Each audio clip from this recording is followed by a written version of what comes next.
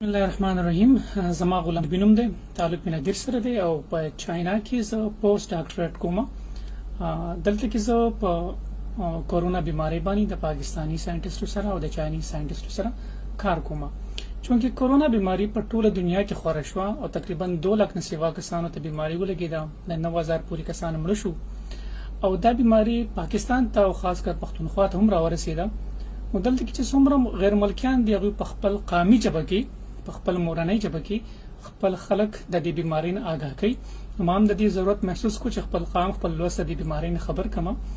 کرونا بیماری د دې چې کوم وایرس ته د انسان د پیدایش نه مخکې د دې آبا او اجداد موجودو. کرونا وایرس د یو غټه فیملی ده. د وخت سره سره په دې کې نوې قسمونه رااله او دا وایرس چې کوم دی دا په مرغو کې، دا په سمندر کې، په ډولفین کې، په ویلز کې، په انسانانو کې او په بلاش زناورو کې موجود دی. دین علاوه زموږ په ملک آی بی بیماری د چرګانو دا هم د دې کرونا وایرس یو قسم دی او په دې دنیا کې هر یو انسان د خامخا د یو قسم کرونا وایرس نه سینه خامخا خراب شوی ده، نزله زکام ورته شوی دی، خدای مونږ ته پته نه لګي.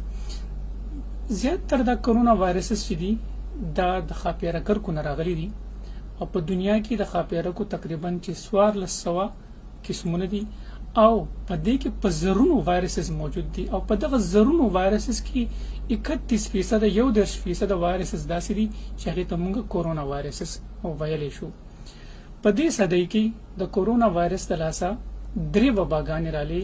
یو رااله په 2002 کې په ګوانګجو چاینا کې، دویم رااله په 2012 کې په سعودي عرب کې او دا درېمه وبا د کرونا وایرس د لاسه په ووهان ښار چاینا کې دا سٹارټ شو. څه وجوهات دي د کرونا وایرسز؟ داغي تقریبا 4 وجوهات دي. مین یو وجه دا چې ځنګلاتو کټاوي زیاته شو. د دې د وجې نه هغه خاپیرکر کې چې دا غو سر زمونږ واسطه نه و هغه خار ته کلو ته راتلک شروع شو.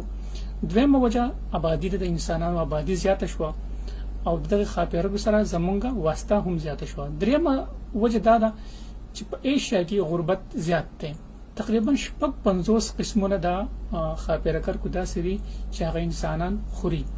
او څلورمه وجه دا ده چې په خاپیرکو باندې تحقیق ګران دی. تقریبا د وسه پوری په 200 قسمونو باندې تحقیق شوی دی په 20 ملکونو کې او د 1200 نه سیوا خاپیرکر کې د وسه پوری دغه مطالعه نه ده شوی. او سوال دا چې آیا کرونا بیماری خطرناک ده او کنه ده؟ نو موجوده چې کوم د 2 لک پوری کسان 2,18,000 کسان دا انفیکټډ دي. کومه د دې سټټیسټیک راوبسو تقریبا 4% د دې شرح اموات دي. 4 کسان د دین امري. کم خلک مري؟ زیات تر مشران د 18 کال نه بره دا 20 کال نه 80 کال نه بره هغه مشران ته د بیماری ولګي هغه دغه د مرګ چانسز زیاتی په سیریس کیسز کې. زموږ پاکستان د خوش قسمتي هم دا چې زموږ 70% آبادی ته زیاتره نوجوانان دي. لیکن د دې بیماری د ټول نه یو خطرناک پهلو دی د دې خورېدا. د پلک ټیم کې ډیر زیات زر خوري او د یو کس نه په سونو کسانو ته دا خورېدې شي. بل دا چې کوم ماشوم پیدا شي نو د مور نه ماشوم ته بیماری نه لګي. کوم مور ماشوم ته پي ورکي هغه نوم د بیماری ماشوم ته ترانسفر کیږي نه. خو چې دغه ماشوم خپل حفاظت په خپل نشي کولای لہذا دته دا بیماری د ماحول نه لګي. بل دي علامات سری د دې ډېر معمولی علامات دي، هلکا علامات دي. هغه کې یو د ټوخه وچ ټوخه، بل چې کوم د نزلې زکامي، کله مری خوږي، وجود خوږي او تب په کم راځي خلکو ته. او بعض خلک داسي چې هغه کې د سرند دی بیماری علامات یې نه. دغه قسم خلک ډیر زیات خطرناک هغه ته پته نه لګي او وایرس خوري. کله نا کله چې کله د بیماری سخت شي نو په سیریس حالاتو کې بیا نمونیا هم کېدای شي. زموږ قام او زموږ لوسله احتیاطي تدابیر پکار دي. نو پاره کې د ټول نه اولنې ده د لاسو انزل. د لاسو انزل ډیر زیات ضروری دي. بهر ته ځي واپس راځي کور ته او یا هر ځای ته ځي نو کم از کم غنټه پس 2 غنټې پس د لاسونو صفائی کوي په صابون باندې او کم از کم د 20 سکند پورې د دې صفائی کوي. بالکل د لاسونو د دې تازه ګونه دا ځګونه دا باقي دا د 20 سکند پورې دي صفائی کوي. بل چې کله پرنجې درشي ټوخې کوي نو پکار د چې رومیال پوزې ته ونیسي ک ټیشو پیپر د چا سره یو کنور هیڅ هم نه د خپل سنگل پدې کې دا پرنجې وکي چې بل انسان ته د بیماری ترانسفر نشي. دریم خبر ماسک ډیر زیات ضروری دی. که فرض که ماسک نه او یو عام ټیشو پیپر وي هغه هم ټیک دی. که فرض که هغه هم نه ملاویږي چاته نو کم از کم سب رومیال تربوز خامخا دی پوزې ته نیسي چې کله هم تاسو غني لځي او که فرض کې یو کس پټی ته سي هغه ته د شي زونه ضرورت نشته. خو خاص کر ماسک د دکاندار لپاره د کلندر لپاره د ډرایور لپاره دا به حد ضروري دی ځکه چې داغه واسطه بلا قسم خلکو سره راځي. بل دا چې پیسې خاص کر بانک شو والے شو دکاندار شو کلندر شو هغه پیسې چې کم دي هر سړی ولا پیسې ورکي خرڅ کاروبار کوي او مونږه دا غوته چې کم نه لمدکو او بیا پیسو بیا لمدکو بیا به پیسې شمارو. دا ډېر خطرناک دی ځکه چې په چاینا کې بلا شي پیسې د وسیزلي پاره کې وایرس زو.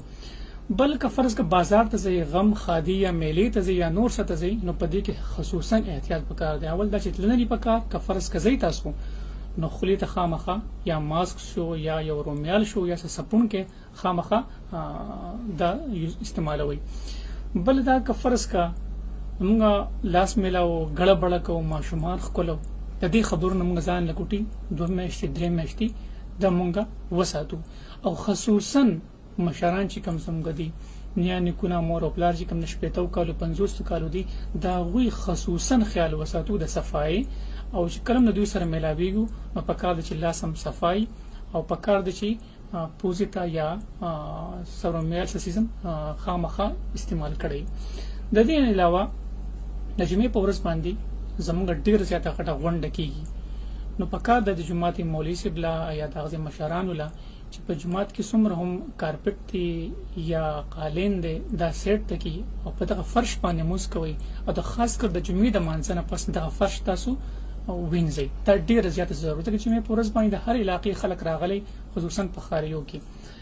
د دې علاوه زم په علاقې کې نسوار خلک استعمالي سیګریټ یو کس بیا بل لور کې 2-3 کسان نو د دې خبر سخت احتیاط وکړ دی او دغه سیګریټ یا دغه نسوار هر ځای کې ټوکل نه دی پکار دا خپل ځای ته رسول پکار دی.